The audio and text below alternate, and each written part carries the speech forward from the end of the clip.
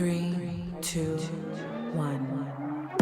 You are tuning into Something Special with Tracy, where we talk about songwriting, music, and the industry. Now, let's talk, chill, and relate.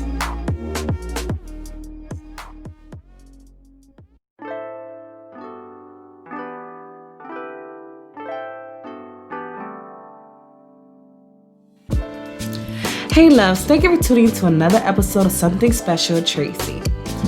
Today we will be continuing on from our last topic, which is about music agents. And if you guys haven't listened to that episode, stop what you're doing and go listen to it. So that way you guys ain't gonna be confused about what a music agent is, you know? So, I couldn't let this weekend pass without me posting a second video for this week.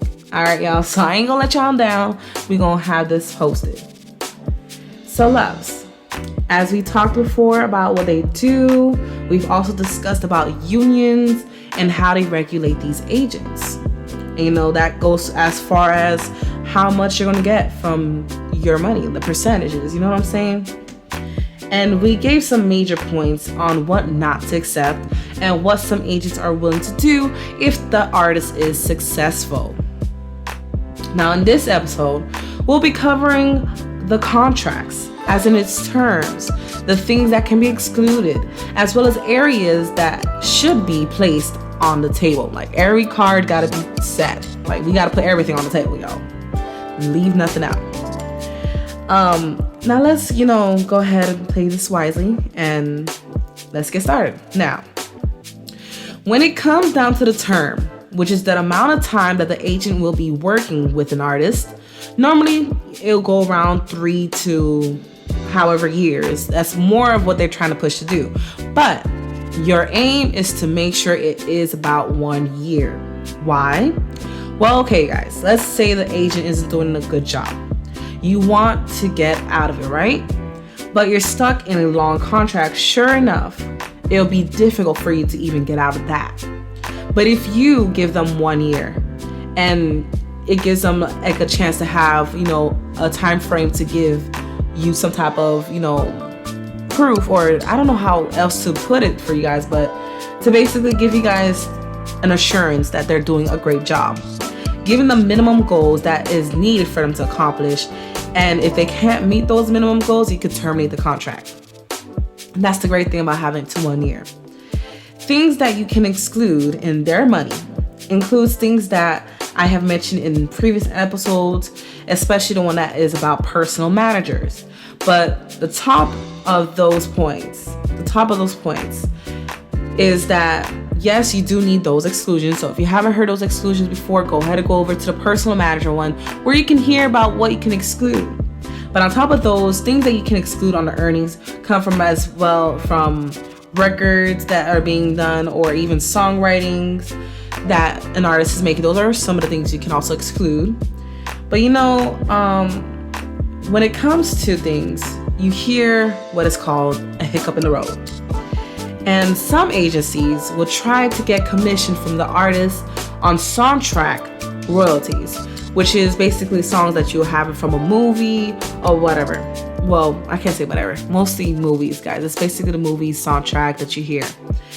And although the agent may argue that they help you become successful and they should be getting paid everything that you get from being involved in this movie, if y'all come to a common ground and, get an agreement, it's important to make sure that y'all are major actresses or actors and not some minor part of the movie. If they're going to get any type of commission, it has to be something that's major, not you just saying, like, for example, what Passman says in the book. It can't be you for 5 seconds or whatever, a couple of seconds, you saying, giving the phone call to the doctor and that's it. And then all of a sudden they're getting all this money from you from that little minor part. Nah, let's make sure it's a major part, you guys. Now, the only time that is it acceptable in getting commission is if the agency specializes in musical artist motion picture gigs. If the agency, that's exactly what they do, you're an artist and you want to become an actress and that's what they do, then it kind of does have some sense of it, but of course we're going to be careful on the percentage that we actually give.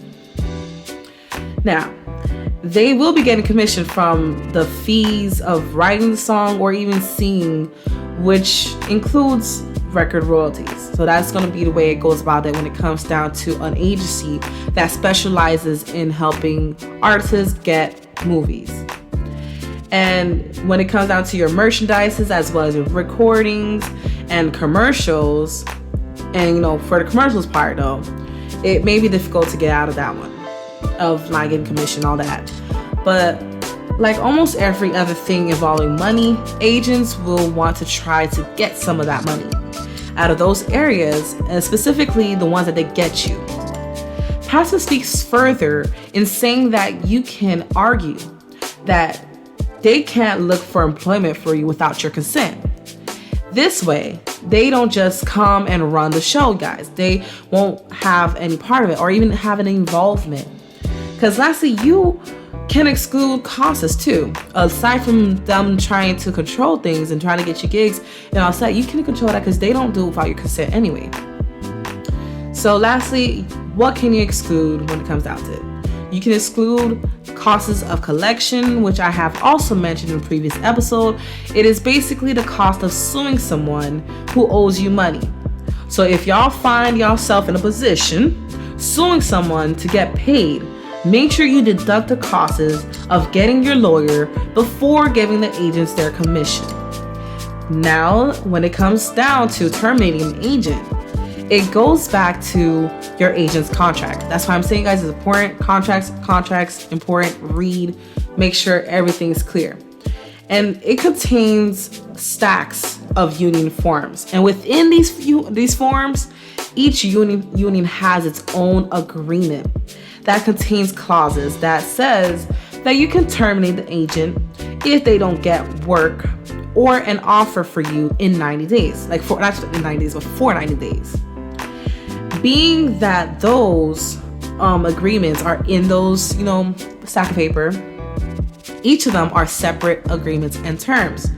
You can give a provision that says if one of these agreements said that you have the right to terminate one contract, then you have the right to terminate all of them.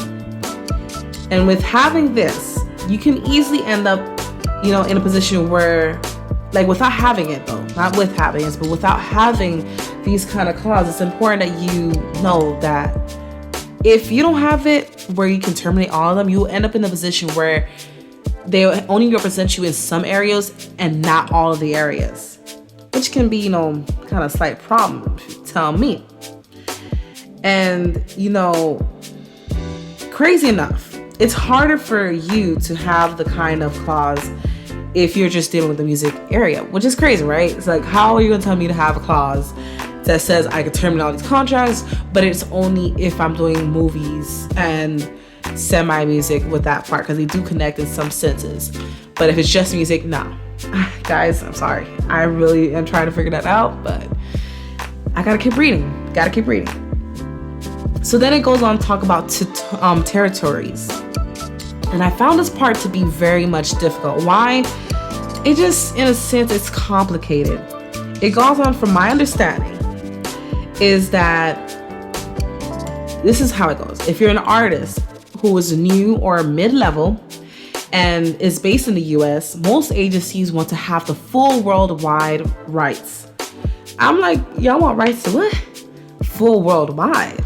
I mean, And compared to an international artist, by the way, y'all, because they already have an outside US agency, it makes it easier for them to, have their agency that's outside of the US and having a US agency. In a sense, they get to have people who understand each market. But that is to say that if you have enough clout, then you can actually exclude some territories outside of the US. And the reason why it is better to have an agent in the US as well as one of the outside territories, like I said before, they specialize in those markets. So it benefits you to know what gigs you can get in this country, that country, or even the US base.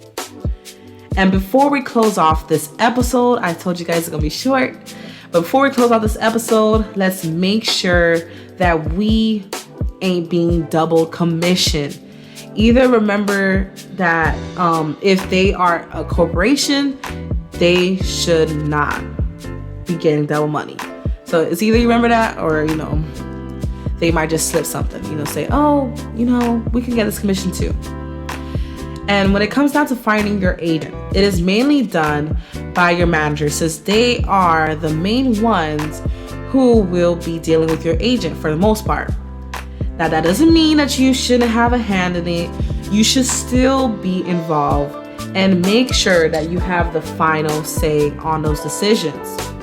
And before, when I have said that if you have a manager, they're gonna deal with them. If you don't have a manager, then they'll be reporting to you. Alright, y'all. I hope that you guys had a great rest and as well as a weekend. And this coming week is Thanksgiving. It's that time of the year where we can eat and enjoy the food. I hope you guys have a great one. Stay safe out there. And the quote of the day, guys, is by Maya Angelou. And that is, you can only become truly accomplished as something you love, which is very powerful, guys. If you guys haven't already, go ahead and follow me on my Instagram, which is the name of the show. Subscribe to my YouTube channel, and we can see what's going on as we do this love series. And I am happy to say that I am truly working on a new video, so let's get on the lookout for that. And you guys, as I said before, have a great rest of your week. Tune in every Monday for a new episode here at Something Special Tracy. The instrumentals you are hearing on these episodes are provided by YouTube producers DJ Freedom and Bad Snacks.